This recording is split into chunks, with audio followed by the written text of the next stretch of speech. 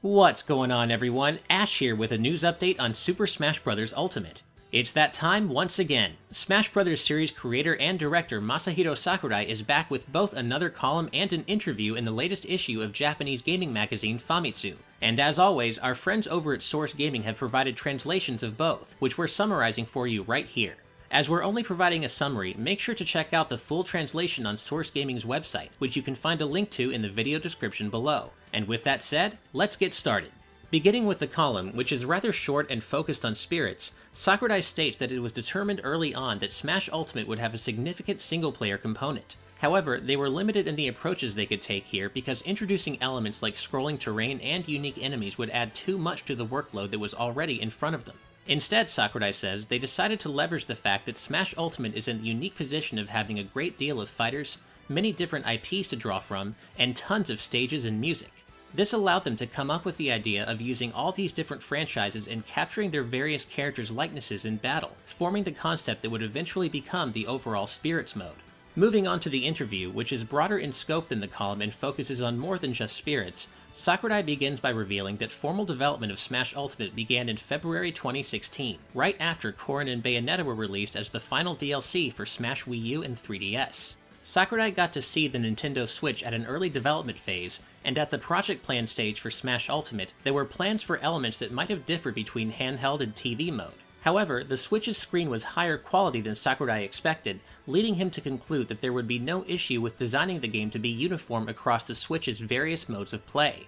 Touching once again on the subject of spirits, Sakurai says that in order to decide which characters would be included in Smash Ultimate as spirits, a team dedicated entirely to this task was formed early on. It was this team's job to research various series for the purpose of determining spirit candidates. The spirits concept also enabled the team to collaborate with a wide variety of other franchises, which Sakurai considers to be extremely valuable. Before moving on to the next topic, Sakurai offers a word of advice for any players struggling to defeat strong spirits, although this advice is fairly obvious. He recommends leveling up your own spirit team to match the enemy's power level before heading into battle. The interview then shifts to the subject of Smash Ultimate's various newcomers and their development. Starting with Inkling, Sakurai says this character required a lot of work because of their ink mechanic. After all, the team needed to figure out how the ink would interact with every single fighter and stage, as well as determine the effect of someone or something getting splatted. Interestingly, Sakurai then reveals that he initially thought the Inklings would end up being more of a support fighter geared toward team battles. Moving on to Ridley, Sakurai states that his concept was simply pure evil. While characters like Bowser and King K. Rool are bad guys that have comedic aspects to them, Ridley was designed from the ground up to be a scary villain in the purest sense, which is why his reveal trailer was darker in nature. Simon and Richter Belmont, Sakurai says, were built to mirror their game counterparts as closely as possible. Their tilt attacks were intentionally designed to be of similar length to the whip in the original Castlevania game for the NES, with their smash attacks extending that length even further. However, this impressive range comes at a price. Their speed leaves something to be desired, and their attacks leave them wide open if they miss. In this way, the Belmonts uniquely benefit from their long reach but require precise aim to fully utilize. Turning his attention to King K. Rool, Sakurai says Donkey Kong's arch-nemesis feels unique in that he's a heavy character who has access to various projectiles as well as a counter move. Perhaps in an attempt to balance this out, Sakurai decided to give K. Rool's belly super armor that cracks and eventually shatters if it takes too much damage, leaving him extremely vulnerable to attack. Moving on to Isabel, Sakurai says she was designed to be kind of a customized version of Villager. She's similar to them, but at the same time, she's not an Echo Fighter. While Echo Fighters have the same shape and structure as their original versions, Isabel and Villager are built differently from one another. Despite this, some of their moves, like the Pocket, are quite similar, and this was done in order to preserve their Animal Crossing feel. As for Incineroar, they're the only fighter who wasn't established early on as part of the project plan. Rather, a general spot was left open for a new Pokémon character that would be determined later on, due to the at the time upcoming release of Pokémon Sun and Moon. Addressing the controversial selection of Piranha Plant as Smash Ultimate's first add-on fighter, Sakurai says he chose this character because he felt that a roster comprised solely of protagonists and other major players is somewhat dull and predictable. Rather, much like Mr. Game & Watch, Rob, and Duck Hunt, Sakurai feels that Piranha Plant brings its own brand of uniqueness to the roster and anticipates that it will be a fairly unconventional fighter. Switching gears to World of Light, the inspiration for this adventure mode can be traced back to a scene near the end of Smash Bros. Brawl's Subspace Emissary, in which all the characters vanish. Reversing this concept, Sakurai felt that opening with a great disaster like this and sending the player on a journey to restore order would be more impactful, and this is how World of Light was born.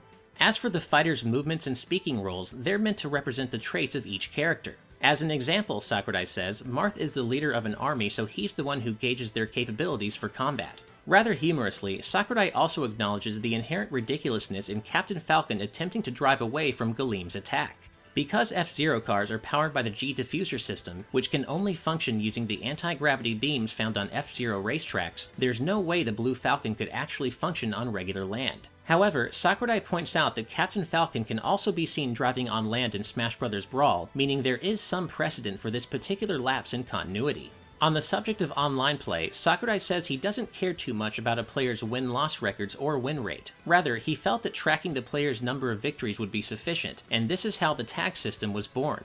Touching on the topic of the Elite Smash designation, Sakurai reiterates that this will be limited to a small percentage of players, perhaps one in every handful. They may re-evaluate this system as netplay continues and more data comes in, but the main overarching point of Elite Smash is to ensure that beginners aren't matched up with high-level players. While Sakurai says he embraces the esports style of play, he wants Smash to cater both to those who play competitively as well as newcomers and casual players. He offers a reminder that there is no right way to play Smash, and that he wants all kinds of players to enjoy themselves rather than cater too much to one group.